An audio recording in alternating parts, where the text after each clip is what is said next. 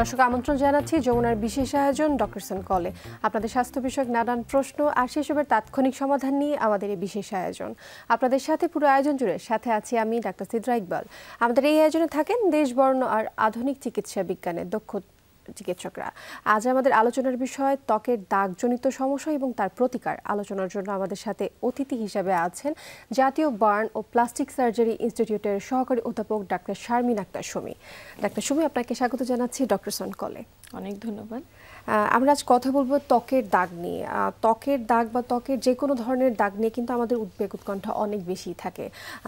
বিশেষ করে মেয়েদের ক্ষেত্রে যে জিনিসটা হয় যে ত্বকের যে কোনো দাগ নিয়ে কিন্তু আমাদের চিন্তা অনেক বেশি।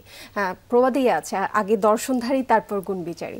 তো আমি একটু জানতে চাচ্ছি আসলে ত্বকের দাগ বলতে আমরা কি বুঝি, কত ধরনের দাগ রয়েছে? আসলে দাগের স্পেকট্রাম অনেক বেশি। আমাদের কাছে দাগ বলতে মনে হয় যে হয়তো কোনো কিছু কেটে গেল অথবা কোনো ব্রণের দাগ অথবা কালচে ছোপ পড়লো, এগুলো। তো আমরা একটু যদি দেখি যে একেবারে জন্মগতভাবেও কিন্তু মানুষের দাগ নিয়ে জন্ম হয় এবং জন্মদাগ সবারই যে লুকানো অংশে থাকে বা শরীরের অন্য অংশে থাকে তা না, কারো কারো ফেসে থাকে এবং এই হাতে থাকে এবং এক্সপোজড পার্টে, যেটা অস্ত্রোপচারের দাগও কিন্তু অনেকের থেকে যায়। কিন্তু জন্মগতভাবে যে দাগটা সেটা অনেক সময়ই দেখা যায় আমাদের হেয়ারি নিভাস বা খুব কালো ঘন হয়ে অনেকখানি অংশ জুড়ে থাকে। এবং এছাড়াও এই জন্মগত টিউমার, যেমন হিমানজিওমা ধরনের এক ধরনের টিউমার, সেটাও মুখে বা অন্য কোথাও থাকতে পারে, শরীরের বিভিন্ন অংশে তো থাকতেই পারে। এছাড়া যখন টিনেজে যায় তখন তো ডেফিনেটলি ব্রণের দাগ একটা বড় অংশ জুড়ে থাকে। এছাড়াও দেখা যাচ্ছে যে কোনো ধরনের অপারেশন, যে কোনোভাবে কেটে গেল, যে কোনোভাবে পুড়ে গেল, এই সমস্ত কিছুই কিন্তু আসলে দাগ তৈরি করতে পারে। এবং এই দাগ আসলে কোন অংশে এবং কিভাবে ফাংশন এবং অ্যাস্থেটিক, মানে তার কাজকে হ্যাম্পার করছে, কখনো কখনো তার কনফিডেন্সকে হ্যাম্পার করছে, কখনো তার অ্যাপিয়ারেন্সকে হ্যাম্পার করছে। যখন এগুলো নিয়ে একটা মানুষ প্রবলেমে পড়ে তখনই কিন্তু আসলে আমাদের শরণাপন্ন হয় এবং আমরা সেটাতে ইন্টারভেনশন করে থাকি। আচ্ছা, খুব সুন্দর করে কিন্তু বিশ্লেষণ করে বললেন যে কি ধরনের দাগ থাকতে পারে। যা জানতে পারলাম তা হচ্ছে ব্রণের দাগ, বিশেষ করে টিনেজ যারা রয়েছে তাদের মধ্যে কিন্তু এই ব্রণের দাগটা নিয়ে খুব বেশি চিন্তা থাকে, কারণ একটা কনফিডেন্স, আত্মবিশ্বাস কিন্তু হচ্ছে মুখের একটা অ্যাপিয়ারেন্সের মধ্যে দিয়েও কিন্তু আসে। সেটাই যদি ক্লিন না থাকে সেক্ষেত্রে কিন্তু অনেকেই হচ্ছে আন্ডার কনফিডেন্ট ফিল করে থাকেন। আচ্ছা, তো সেক্ষেত্রে একটু জানতে চাই যে এই যে ব্রণের দাগগুলো, এটা কি সম্পূর্ণভাবে নিরাময় সম্ভব বা সম্পূর্ণভাবে একেবারে এরা কি মুছে যায়, এরকম কোনো চিকিৎসা এই পর্যন্ত আছে কিনা? আসলে ব্রণের দাগটা কিশোরী বা কিশোরদের এই বয়সে একটা ভয়ঙ্কর রকমের কার্সের মতো মনে হয় ওদের কাছে, এবং এই দাগ খুঁটাতে থাকে তারা, এবং দেখা যাচ্ছে যে কোনো একটা ব্রণ হলে খুঁটাতে গিয়ে আরো কালো দাগ হয়ে যাচ্ছে। মোট কথা দু ধরনের সমস্যা হচ্ছে, একটা হচ্ছে কালো দাগ, আরেকটা হচ্ছে খোঁটাতে ইনফেকশন হয়ে ভেতরে ডেবে যায় এবং সেই গর্ত দাগ। তো দুটা ক্ষেত্রেই আসলে অ্যাক্টিভ ইনফেকশন বা ব্রণটা যে বারবার হচ্ছে সেটার একটা চিকিৎসা, হরমোনাল প্রবলেম আছে কিনা সেটা এক্সক্লুড করার পর আমরা সেই চিকিৎসাটায় যাই, এবং যখন অ্যাক্টিভ ব্রণ বা ইনফেকশনটা কমে যায় তখন আমরা তার ফেসে কাজ করি। কখনো কখনো তার কেমিক্যাল পিলিং প্রয়োজন হয়, কখনো দেখা যায় যে আমরা একটু ফ্র্যাকশনাল CO2 লেজার ইউজ করি, কখনো দেখা যায় যে গর্ত হয়ে যাওয়া দাগগুলো এত বেশি বসে গেছে যে সেটাকে সাবসিশন নামক একটা প্রসিডিউর, যেটা হচ্ছে ভেতর থেকে যেই জায়গাটায় ব্রণের দাগটা বসে গেছে ওটার নিচে আমরা খুলে দিয়ে ওটাকে উঁচু করি বা ফ্যাট গ্রাফটও করে থাকি। কখনো কখনো PRPর প্রয়োজন হয়, এবং এখানেও একই কথা যে অনেক ধৈর্য ধরে সময় ধরে আসলে চিকিৎসাগুলো নিতে হবে। এবং ব্রণের দাগের ক্ষেত্রে অনেকেই হোক বা যে কোনো চিকিৎসার ক্ষেত্রে কিন্তু একটু ধৈর্যশীল হতেই হয়, কারণ রেজাল্টটাও তাৎক্ষণিক চলে আসবে এরকম এক্সপেকটেশন আসলে অনেকেই থাকে যে আমি একজন কসমেটিক সার্জনের কাছে যাচ্ছি, হয়তো ম্যাজিকের মতো খুব তাৎক্ষণিক চলে আসবে, বা 2 মাস হয়ে গিয়েছে আমি ট্রিটমেন্ট করছি, এতগুলো সেশন নিচ্ছি, তারপরে কিন্তু কোনো রকম ইফেক্ট আমি দেখতে পাচ্ছি না, এবং তখনই কিন্তু ট্রিটমেন্টটা তারা মাঝপথে বন্ধ করে দেয়। বিশেষ করে আপনি পিআরপির কথা যেটা বলছিলেন যে পিআরপি অনেকেই শুরু করেন, খুবই আগ্রহ নিয়ে শুরু করেন যে হচ্ছে আমি পিআরপিটা শুরু করব, এবং আপনারা রেকমেন্ড করে থাকেন যে কয়টা সেশন লাগবে। 2-3টা সেশনের পরেই যখন কোনো গ্রোথ তারা পান না তখনই কিন্তু সেখানে সেটা স্টপ করে ফেলেন। তো এটারও কিন্তু একটা পার্শ্ব প্রতিক্রিয়া আছে যতটুকু আমি জানি। একটু জানতে চাই, যদি মাঝপথে কেউ এই ট্রিটমেন্টগুলো বন্ধ করে দেন তখন আসলে এটার ইফেক্টটা কি হতে পারে? আসলে হেয়ার ফলই বলেন, স্কিন ডালনেসই বলেন, এই বিষয়গুলো কিন্তু একতরফা নয়, মানে একটা কারণেই যে হয় তা না, এটার মাল্টিফ্যাক্টরিয়াল ইস্যু থাকে, স্ট্রেস থাকে, অনেক সময় দেখা যায় যে খাবার দাবারে কিছু মিনারেলসের সংকট থাকে, অনেক কিছু মিলিয়ে পিআরপি যখন আমরা সব কিছু একসাথে যখন করা হয় তখন আসলে পিআরপিটা ভালো কাজ করে এবং পিআরপিটা দেওয়ার সাথে সাথেই কিছু আপনি যেটা বলছেন ম্যাজিকের মতো কিছু হয় না, হয়তো বেবি হেয়ার গ্রোথ হয় বা একটু একটু করে বাড়তে থাকে। কারো কারো দুইভাবে কাজ করে, যে কারো কারো হেয়ার ফলটাও বন্ধ হয়ে যায় আবার নিউ হেয়ার গ্রোথও হয়, কিন্তু কারো কারো হয়তো হেয়ার ফলটা কমে যায় বা স্ট্যাটিক থাকে যে আর বাড়তি ফল হচ্ছে না, কিন্তু বেবি হেয়ার ওরকম হচ্ছে না। তো এই ক্ষেত্রে আমরা কিন্তু আসলে নিয়মিতভাবে রেকমেন্ডেশন করে থাকি এবং যখন হতাশ হয়ে একজন বন্ধ করে তখন দেখা যায় সব কিছুই বন্ধ করে দেয়, মানে পিআরপির সাথে সাথে টেক কেয়ার করাটাও বন্ধ করে দেয়। তখন আসলে কিন্তু বাড়তি ক্ষতি হতেই থাকে এবং এটা বেশিরভাগ ক্ষেত্রেই আসলে মানে আরো অনেক ড্যামেজ করতে থাকে। তাই আমরা কখনোই সাজেস্ট করি না যে এটা চিকিৎসাগুলো নেবার আগে কিন্তু আমাদের মানসিকভাবে একটা প্রস্তুতি প্রয়োজন, যে আসলে যখন আমি চিকিৎসা বা একজন কসমেটিক সার্জনের কাছে যাচ্ছি তখন যখন শুরু থেকে যে ট্রিটমেন্ট আমি স্টার্ট করব সেই অবধি যাতে আমি যেতে পারি, তারপরে আমি একটা এক্সপেকটেশন রাখতে পারি যে এটা হচ্ছে আমি যেমনটা চেয়েছিলাম তেমনটা হবে কিনা। এখানে আবার একটা এক্সপেকটেশনের একটা স্কেল আছে। কেউ কেউ চিন্তা করেন যেমন আমার মাথায় চুল একেবারেই কম, যখন আমি পিআরপি নিব সম্পূর্ণ চুল মাথা ভর্তি চুল হয়ে যাবে, এমন এক্সপেকটেশন নিয়েও কিন্তু অনেকে আসেন। আচ্ছা, আমি এবার একটু কথা বলতে চাই কেমিক্যাল পিলিং নিয়ে, যেহেতু ব্রণ নিয়ে কথা বলছি। কেমিক্যাল পিলিং কিন্তু এখন খুবই জনপ্রিয় একটা ট্রিটমেন্ট। তো কেমিক্যাল পিলিং যখন করা হয় তখন তো স্কিন থেকে হচ্ছে এটা পিল অফ হতে থাকে বা একটা চামড়ার মতো উঠে আসে, তো এটা কিন্তু দেখতে খুব ভয়ানক হয়। তো একটু জানতে চাই এটা কি স্কিনের জন্য ভালো?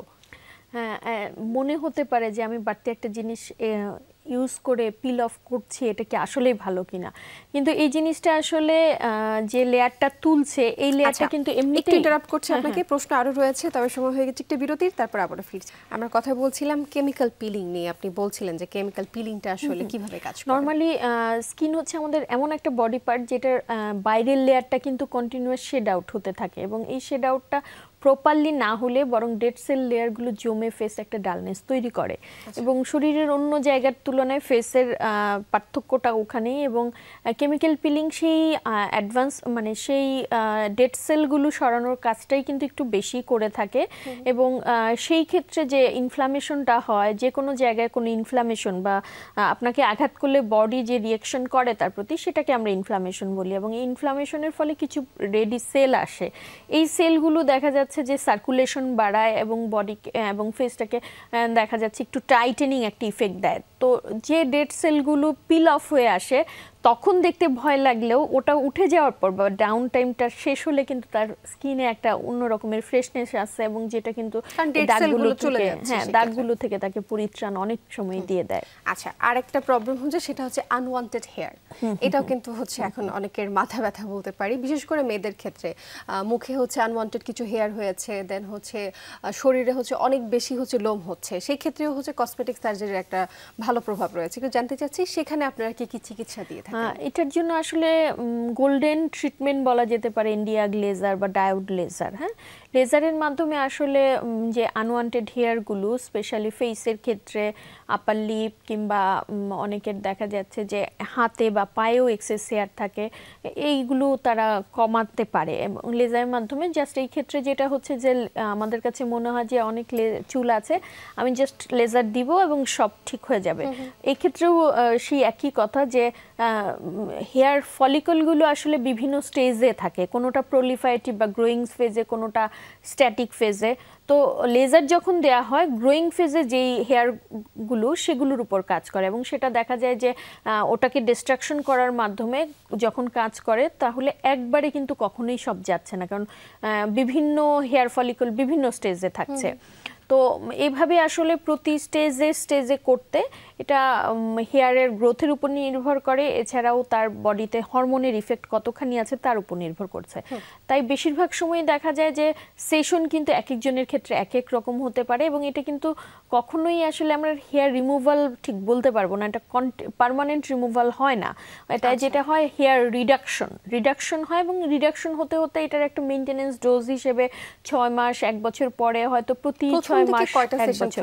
আমরা বেসিক্যালি 6টা সেশন মাস্ট ধরেই রাখতে পারি, প্রতি মাসে মাসে 6টা সেশন।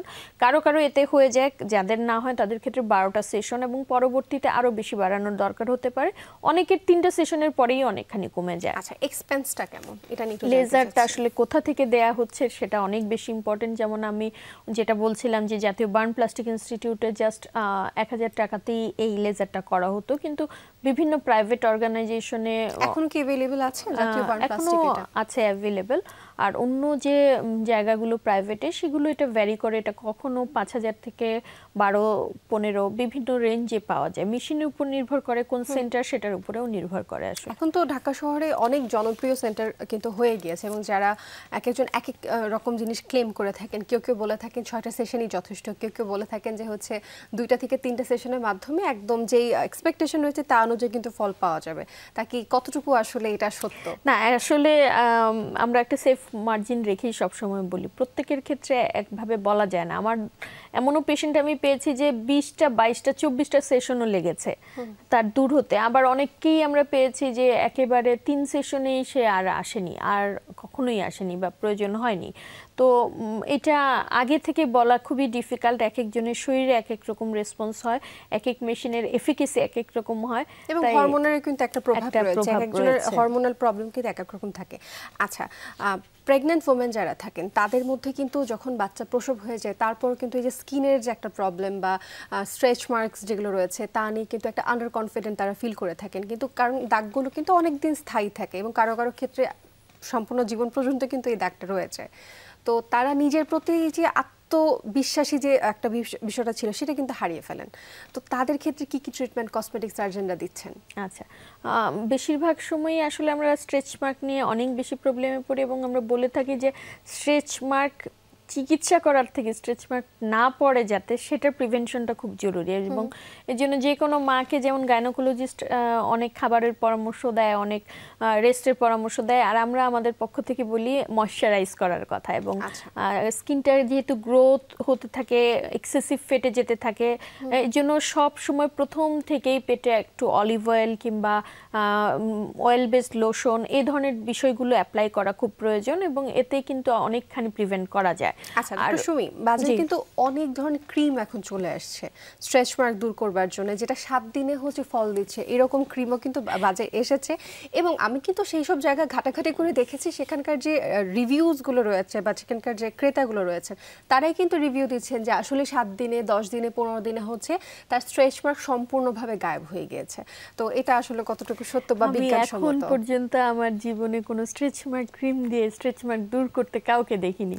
এবং আমাদের বইপত্রও বলে না, কিছুটা কমাতে পারে দাগ, কিন্তু দূর করা আসলে এটা সায়েন্টিফিক্যালি সম্ভব না।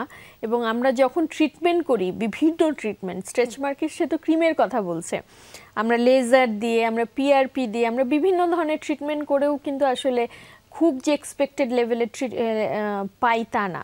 তবে একটা জিনিস অনেকের দেখা যায়, স্ট্রেচ মার্কের সাথে লোয়ার অ্যাপটা অনেক বেশি ঝুলে গেছে, তলপেটটা ঝুলে যাচ্ছে, এবং সেই স্কিনটা টাইট করার জন্য আমরা যখন পুরো জিনিসটা কেটে ফেলে দেই তখন অনেকখানি স্ট্রেচ মার্ক কন্ট্রোলিং একটা বিষয় থাকে, সেটা একটা কন্ট্রোলে চলে আসে।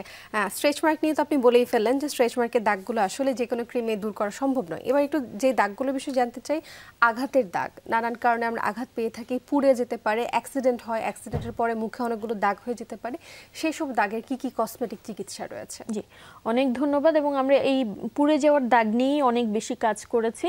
পুড়ে যাওয়ার দাগের পরে যেটা হতে পারে, মানে পোড়া ক্ষতটা আসলে শুকালে যে দাগটা হয়, সেই দাগটা সুন্দর চিকিৎসা হওয়ার পরে এক রকমের দাগ হয়, আবার যদি মানে চিকিৎসা না করে মোটামুটি এক ধরনের শুকানোর মাধ্যমে হয় তাহলে সেই দাগটা অন্যরকম হয়। কখনো দেখা যায় দাগটা অনেক বেশি টেনে ধরে, যেই কারণে কন্ট্রাকচার ডেভেলপ করে, মানে বেঁকে যাচ্ছে, মুখ হাত চোখ বেঁকে যাচ্ছে। আরেকটা হচ্ছে যে দাগটা অনেক বেশি উঁচু হয়ে যাচ্ছে, লাল হয়ে যাচ্ছে, ফেসের চেহারায় চেঞ্জ করে ফেলছে। আবার জন্মদাগও কিন্তু থাকে। হ্যাঁ, আবার কখনো কখনো দেখা যাচ্ছে এই দাগগুলো, আমাদের এমনও রোগী আছে যে তার কাজিন তাকে গরম তেল সহ মশলা সহ মুখে দিয়ে দিয়েছে, এরকম ভাবে চোখ মুখ এত বিকৃত হয়ে যায়। তো দাগ আসলে কোন জায়গায় সেটার উপর নির্ভর করে, এবং দাগের জন্য আসলে মূল যে বিষয়, আমরা কয়েক ধরনের উঁচু হয়ে যাওয়া দাগকে আমরা কিলয়েড বা হাইপারট্রফিক স্কার এই দুই ধরনের ভাগ করি, এবং সেই ক্ষেত্রে আমরা কখনো কখনো ইনজেকশন দিয়ে থাকি, পিআরপি দিয়ে থাকি, লেজার দিয়ে থাকি, এবং অনেক সময় দেখা যাচ্ছে যে বেশি উঁচু হয়ে গেলে সেটাকে আমরা ইন্ট্রালেশনাল কেটে স্কার মডিফিকেশন করতে পারি। কিন্তু কিছু কিছু জায়গা আছে, যেমন বুকে বা পেটে দেখা যাচ্ছে নাভিটাকে টেনে ধরছে দাগ, বা সে একটা ফিমেল, তার কম বয়সে পুড়েছে, 8-10 বছর বয়সে পুড়েছে, সেটা শুকিয়েও গেছে, কিন্তু সে বড় হচ্ছে যখন, তার ব্রেস্টটা যখন ডেভেলপ করছে 14-15-তে, সেটা ব্রেস্টটা একদিকে চলে যাচ্ছে কিংবা ব্রেস্টটা বড় হতে পারছে না।